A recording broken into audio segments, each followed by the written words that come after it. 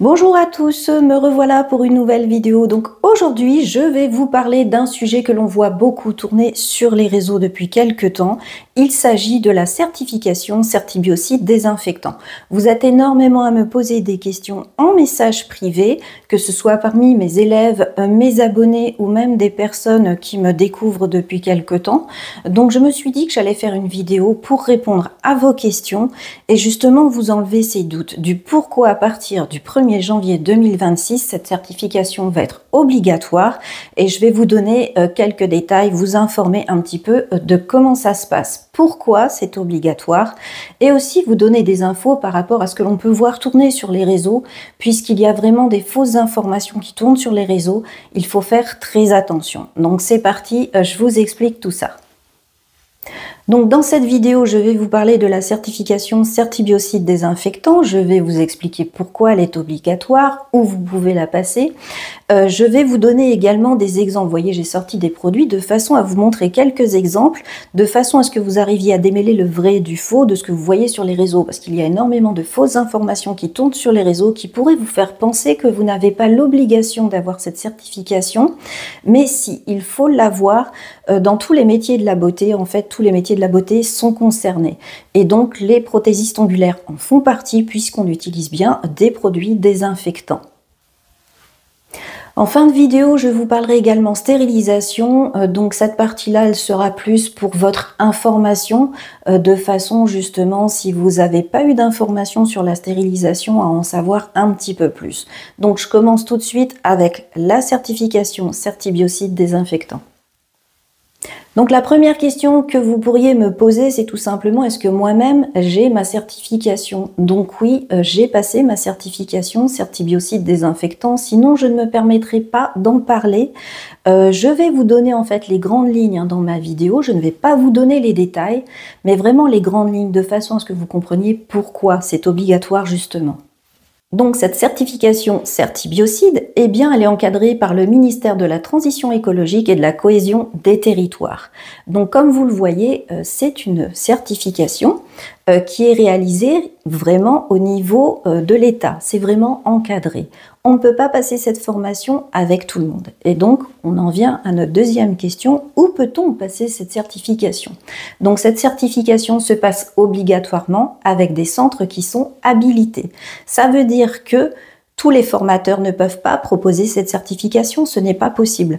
Par exemple, moi-même qui suis formatrice, j'ai beau être un centre de formation qui est bien déclaré, je suis bien prestataire de formation, ça n'empêche pas que je ne peux pas vous proposer un module de formation pour réaliser cette formation. Vous avez été plusieurs à me demander si je la proposais, donc non.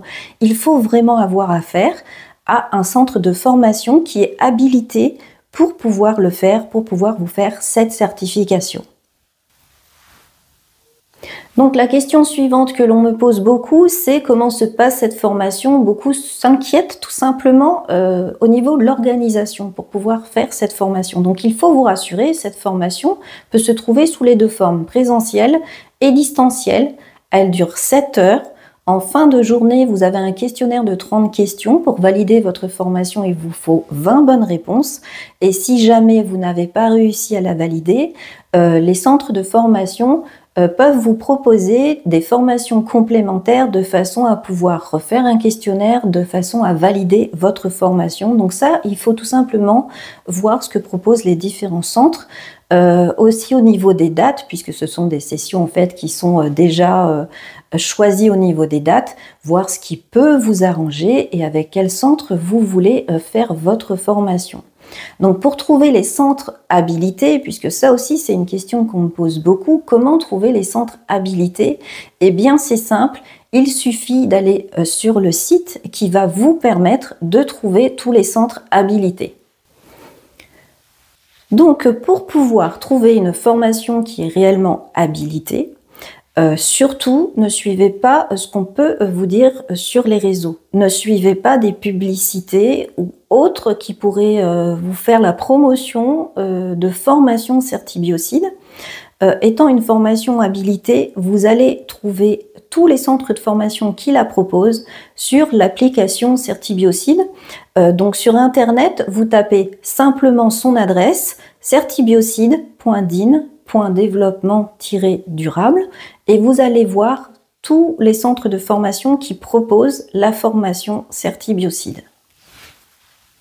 À savoir que pour toutes celles qui se posent des questions pour le financement, eh bien pour le financement, soit ce sera tout simplement en autofinancement, mais vous pouvez également utiliser vos CPF. La formation étant habilitée, on peut utiliser nos CPF. Donc vous pouvez également, pour trouver une formation qui est justement en règle, qui est habilitée, faire une recherche sur les CPF pour trouver votre formation Certibiocide désinfectant. Donc surtout, n'oubliez pas le mot désinfectant, puisqu'il y a plusieurs sortes de certibiocides et celui qui nous concerne, c'est le désinfectant.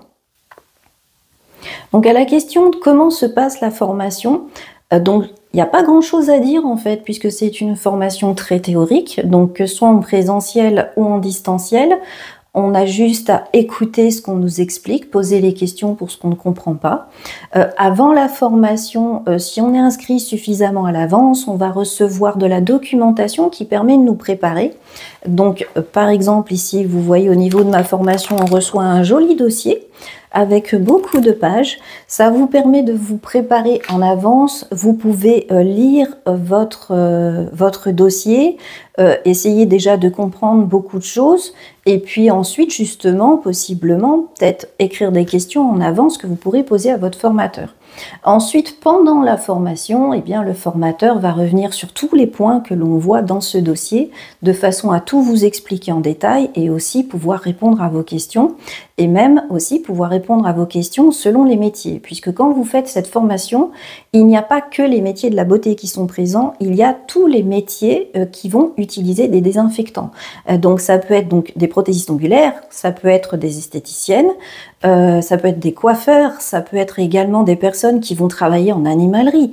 Voilà, toute personne qui touche à des désinfectants va se retrouver dans cette formation.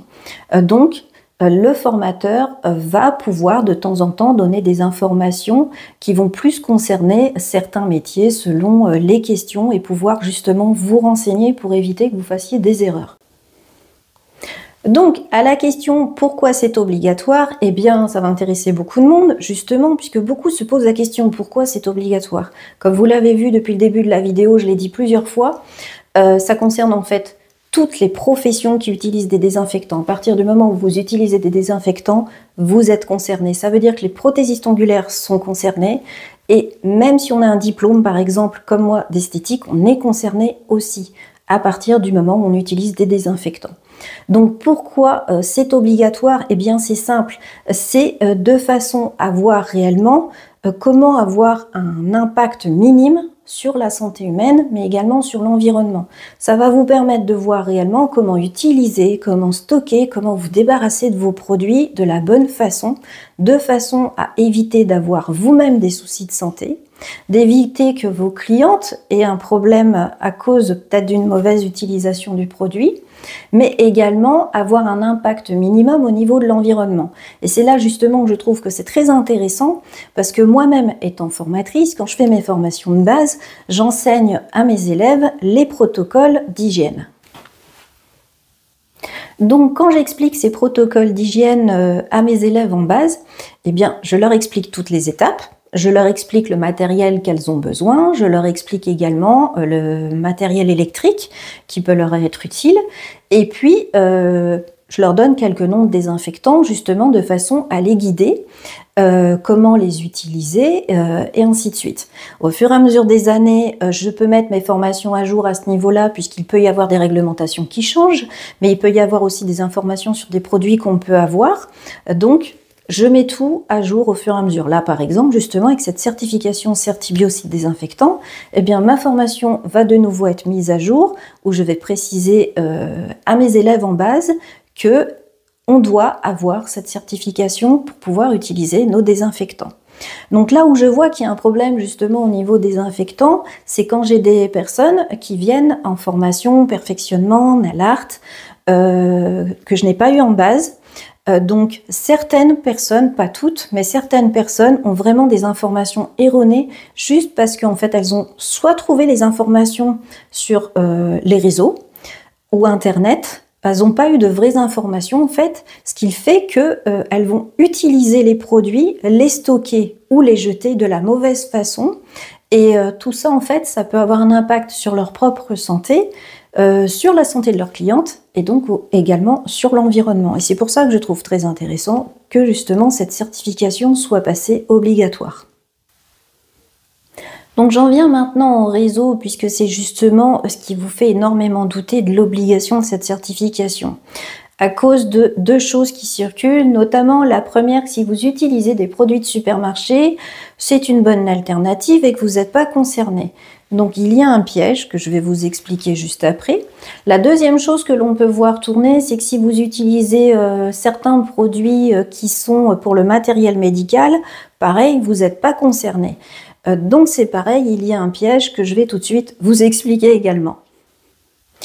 Donc pour pouvoir vous expliquer tout ça, eh bien je vais tout simplement vous montrer des exemples avec des produits, puisqu'il va falloir prendre en compte plusieurs choses pour justement vos produits. Ça va être de choisir vos produits par rapport à l'utilité que vous en avez réellement, mais également aussi, il va falloir faire attention à leur étiquetage. Et ça, il faut savoir qu'il y a plein de choses qui sont en cours de changement. Certains produits ont les étiquettes qui sont pas encore mises à jour, ou certains peuvent être mises à jour, mais vous, sur vos flacons ou vos contenants, ça ne l'est pas encore parce que vous avez les anciennes étiquettes. Il faut savoir qu'il y a aussi des produits qui sont en cours de transition pour passer biocide. Et ça concerne énormément de produits, donc c'est là où justement il y a un piège de penser que la certification ne vous concerne pas. Donc au niveau des exemples, j'ai sorti pas mal de choses justement pour pouvoir vous expliquer toutes les petites choses que vous devez faire attention. Et justement, vous allez voir qu'en fait, peu importe la situation, vous êtes forcément concerné par cette certification.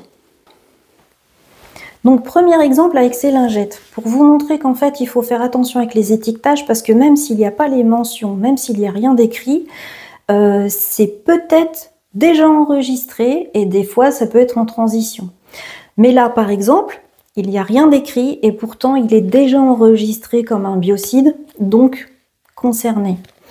Ensuite, par exemple, si je vous prends ce spray, là par exemple pour toutes celles qui l'utilisent, eh bien il est déjà concerné puisqu'il est enregistré et en plus c'est mentionné justement sur le flacon. Je vous mets la photo ici et vous voyez qu'il est déjà concerné. Donc il est également avec cette obligation d'avoir cette certification. Si ensuite je prends un exemple de produit de trempage, un produit de trempage que beaucoup de personnes utilisent, donc celui-ci, eh bien ce produit de trempage, beaucoup pensent qu'il ne fait pas partie des produits concernés, mais quand vous regardez certains sites commencent à le mentionner comme un biocide. Donc, moi, j'ai envie de dire que il risque d'être en transition en ce moment. Ça veut peut-être dire qu'il va passer biocide. Mais en soi, même si les produits de trempage que vous utilisez dans les mois à venir ne sont pas sur le site biocide, ça n'empêche pas qu'à côté, de toute façon, vous utilisez d'autres désinfectants qui vont être concernés. Et l'exemple justement typique, c'est les produits de supermarché où beaucoup se sont dit que ça allait donc être une alternative. Donc là, il y a vraiment un piège, puisque si vous regardez justement les produits de supermarché, tout est en cours de changement aussi actuellement. Là, par exemple, je vous ai choisi donc des lingettes et un spray désinfectant. Vous voyez ces deux produits au niveau de leur étiquette. Je vous ai pris une photo et je vous montre ici. Mais vous pouvez voir qu'au niveau des étiquettes, c'est déjà mentionné. Ils sont déjà dans cette catégorie, ils font partie des biocides. Donc même si vous les achetez en supermarché, vous, vu que vous les utilisez en tant que professionnel, vous devez obligatoirement avoir cette certification. Et l'autre marque que je vois beaucoup tourner aussi, puisque là c'est des exemples un peu aléatoires que je vous ai donnés, mais il y a une marque que je vois beaucoup tourner où des personnes disent « si tu achètes les produits de la marque Sanitol, c'est une alternative, tu n'en as pas besoin ». Eh bien, il faut savoir que là aussi, tout est soit déjà changé, soit en cours de changement. En fait, ça dépend de vos magasins, ce qu'il y a de vendu, si les anciens contenants sont vendus au niveau des étiquetages, pour voir les nouveaux étiquetages. Et il se trouve que peu importe le produit que vous allez acheter, là vous voyez, j'ai celui-ci. Mais ici vous voyez, j'ai 2 lingettes. On pourrait également prendre un spray. Eh bien, il se trouve que tous ces produits, comme vous l'avez vu avec les photos, sont concernés. C'est déjà écrit dessus. Donc, c'est sûr que si on regarde les anciens et les nouveaux contenants, là, vous voyez, c'est le même produit. Petite différence, c'est que celui-ci, c'est l'ancien étiquetage. Celui-là, c'est le nouveau. Eh bien, on voit justement que les changements ont été faits. Et c'est là qu'on peut comprendre que tous les changements vont arriver dans les semaines et les mois à venir et que donc à un moment vous allez finir par vous rendre compte que votre certification vous en aurez besoin, puisque même si vous utilisez un produit par exemple qui ne sera peut-être pas dans la catégorie biocide pour nettoyer et désinfecter votre petit matériel comme les embouts de ponceuse, à un moment ou un autre, il y a un désinfectant que vous allez utiliser qui va bien être dans cette liste, puisque là, tous les produits de supermarché sont doucement en train d'être ajoutés. On peut même les retrouver sur le site Biocide. Donc, si vous voulez retrouver ce site, comme toujours, vous regardez sous la vidéo dans la description, vous avez tous les liens. Comme ça, vous pourrez voir par vous-même et puis tout simplement faire vos recherches. Après, il faut bien comprendre que s'il y a un produit que vous n'arrivez pas à trouver, des fois, il ne faut pas grand-chose pour avoir du mal à trouver le produit sur leur site. Juste une toute petite erreur ou si c'est pas écrit de la façon auquel ils s'attendent, on a du mal à trouver. Donc, il faut se méfier parce que c'est peut-être juste que vous n'avez pas réussi à le trouver ou que c'est en cours de transition. Et voilà pour cette certification Certibiocide désinfectant. J'espère que vous aurez compris pourquoi c'est obligatoire, puisqu'en soi, vous avez vu qu'on n'utilise pas qu'un seul produit de désinfectant et que peu importe où on l'achète, le produit est concerné, puisque même les produits de supermarché en font partie. Donc, comme je vous l'ai dit, je voulais vous parler vite fait stérilisation. Donc, si je voulais vous parler stérilisation, c'est tout simple, c'est parce qu'il y a un énorme amalgame sur la stérilisation, où en fait, on n'est pas dans un milieu stérile. Donc, effectivement, on n'est pas dans un milieu stérile et on ne cherche pas à l'être, c'est pas le but. Ce qu'on cherche avec tous les protocoles d'hygiène en prothésie ongulaire ou en esthétique, par exemple, c'est d'éviter des contaminations indirectes. Donc, une contamination indirecte, ça veut juste dire que potentiellement, eh bien, un micro-organisme qui va être sur nous ou sur notre cliente peut se retrouver sur le matériel et que s'il n'y a pas de protocole d'hygiène, eh bien, ces micro-organismes peuvent se retrouver ensuite sur des clientes qu'on va avoir après et donc on a une contamination indirecte. Donc, pour éviter justement cette contamination indirecte, eh bien, c'est là que tous les protocoles d'hygiène vont être importants. Parce que imaginons que vous ne faites que nettoyage, désinfection. Le nettoyage va enlever certains micro-organismes, comme par exemple certains virus. La désinfection va pouvoir enlever le reste. Mais si vous allez ranger ensuite votre matériel, par exemple dans une boîte, il faut vous dire que déjà le fait d'être à l'air libre, il y a possible recontamination. Le fait que vous pouvez toucher vos embouts pour en chercher un autre, par exemple, il y a de nouveau possible recontamination. C'est là que la stérilisation entre en compte, où la stérilisation va vous débarrasser peut-être des derniers micro-organismes qui ont pu rester dessus, qui pouvaient être résistants à la désinfection, mais également qui va vous assurer qu'il n'y a pas de recontamination entre le moment où vous prenez le matériel et le moment où vous l'utilisez sur la cliente. Ça veut dire que votre matériel, il est stérilisé, par exemple dans l'appareil, juste avant la cliente, vous le sortez, il n'y a pas de contamination indirecte possible puisqu'il vient juste d'être stérilisé, vous le sortez. Et dans la deuxième possibilité, c'est que vous mettez simplement votre petit matériel dans des petits sachets, vous avez vos petits sachets, ce qui est à l'intérieur va rester stérile jusqu'au moment où vous l'ouvrez. Donc, vous n'aurez pas une contamination indirecte avec quelque chose qui a pu se produire avant. Donc, voilà à quoi ça sert ces protocoles d'hygiène. Donc, au niveau de la stérilisation, petite info, pour celles qui ne sont pas au courant, donc la stérilisation à chaleur sèche, n'est plus reconnue comme étant une stérilisation efficace. Donc voilà, pour celles qui n'étaient pas au courant, moi celles et ceux qui n'étaient pas au courant. Ensuite, on va avoir les UV. Donc les UV également maintenant ne font plus partie des méthodes de stérilisation reconnues. Elles sont plutôt vues comme des méthodes alternatives de désinfection et qui ne sont pas sûres à 100% puisque selon la façon qu'on va l'utiliser, ce ne sera pas aussi efficace. Donc, comme la chaleur sèche et les UV ne sont plus reconnus comme étant des méthodes de stérilisation efficaces, eh bien, il nous reste qu'une seule méthode, c'est la vapeur chaude. Donc, meilleur exemple avec la vapeur chaude, c'est tout simplement l'autoclave. Donc, pour vous parler de tout ça, je vous ferai une autre vidéo où je vous donnerai plus de détails et je pense même que je vous ferai une vidéo sur l'autoclave, comme ça vous aurez plus de renseignements. Et puis pour toutes celles aussi qui veulent plus de réponses et plus de détails, il y a également ma formation en ligne. Donc là, je vais la mettre à jour forcément puisqu'il y a la nouvelle réglementation au niveau du certibiocide qu'il faut que je mentionne dedans. Mais une fois la mise à jour faite, elle sera de nouveau disponible en ligne pour que vous puissiez faire la formation en ligne que j'avais faite, qui vous permet d'avoir les informations pour les protocoles d'hygiène, que ce soit hygiène du matériel, de vos instituts et également au niveau sécurité. Comme ça, vous aurez toutes les choses qui seront mises à jour. Donc j'espère avoir le temps de pouvoir préparer tout ça pour début janvier. Voilà, le temps de faire les mises à jour et de vous préparer les nouvelles vidéos et ce sera accessible.